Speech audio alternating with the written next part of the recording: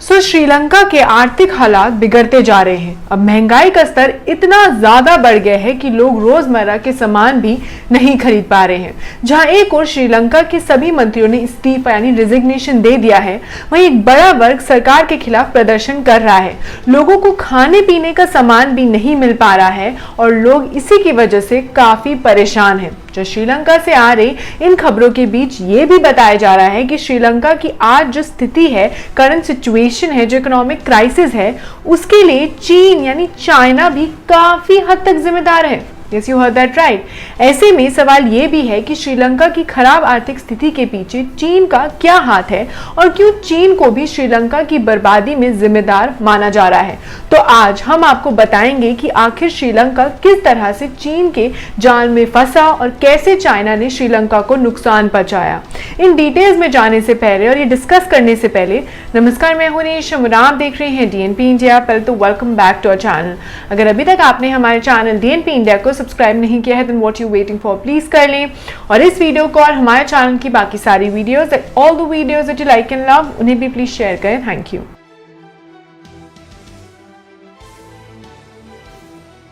तो चीन कोरोना से पहले ही श्रीलंका में काफी निवेश यानी इन्वेस्टमेंट कर चुका था और श्रीलंका को कर्जा दे चुका था। हालांकि कोरोना के बाद इसमें काफी ज्यादा इजाफा हो गया फॉर श्योर। जब श्रीलंका बेहतर बुनियादी ढांचे, उच्च रोजगार, इनकम और आर्थिक स्थिरता के सपनों की वजह से चीनी विदेशी निवेश के आगे झुक गया है, जिससे आम लोगों के जीवन स्तर में वृद्धि भी हुई है।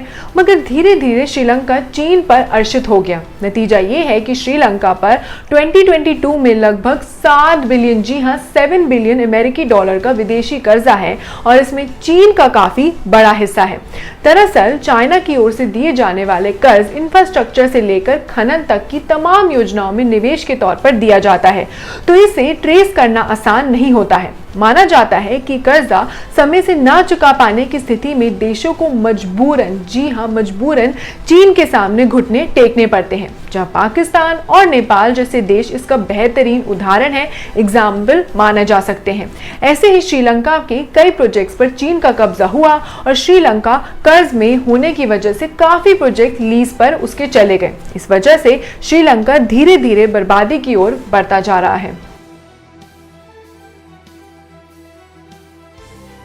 श्रीलंका की सरकार ने अपनी लिबरलाइजेशन पॉलिसी के तहत 1980 के दशक से विदेशी निवेश को आकर्षित यानी अट्रैक्ट करने के लिए अपनी विदेशी निवेश नीतियों में बदलाव किया है और चीन को इसी नीति का भरपूर फायदा भी हुआ है। जी हाँ, इसके अलावा चीन ने श्रीलंका की जरूरत को खुद के लिए सही वक्त माना है।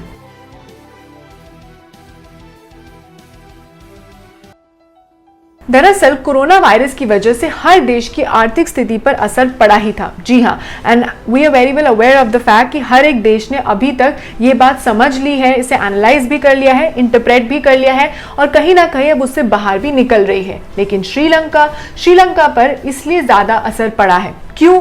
इसकी वजह यह है कि श्रीलंका की कमाई में बड़ा हिस्सा टूरिज्म से आता है और कोरोना की वजह से ट्रैवल सेक्टर पूरी तरीके से प्रभावित हो गया था।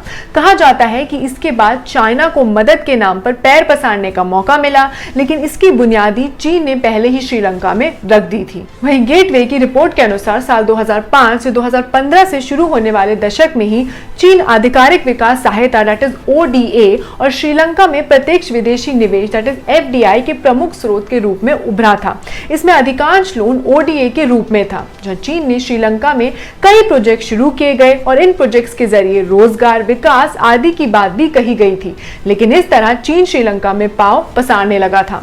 मैं आपको बता दूं कि साल 2005 में श्रीलंका में चीन का FDI $16.4 मिलियन था, यानी कुल श्रीलंकाई FDI का 1% से कम था। मगर साल 2015 तक चीनी निजी निवेश $338 मिलियन तक पहुंच गया। मतलब इतना ज्यादा रेज हो गया जो श्रीलंका के कुल FDI का 35% है। Yes, you heard that right.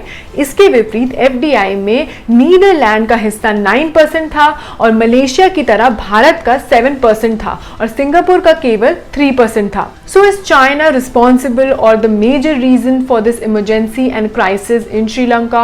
What do you think? अभी मैंने आपको पूरी ये डिटेल्स बताई, एनालिसिस बताया, इसके बाद आपका इस पूरी सिचुएशन पर, इस पूरे स्टेटमेंट पर क्या टेक है? Do let us know your take in the comment box below. So that was all for today's segment. अगर आपको हमारा आज का कंटेंट और वीडियो अच्छा लगा then please don't forget to like, share and subscribe to DNP India. आप हमें फेसबुक, ट्विटर, इंस्टाग्राम पे भी फॉलो कर सकते हैं। Keep loving us, keep showering love, stay safe and keep watching DNP India.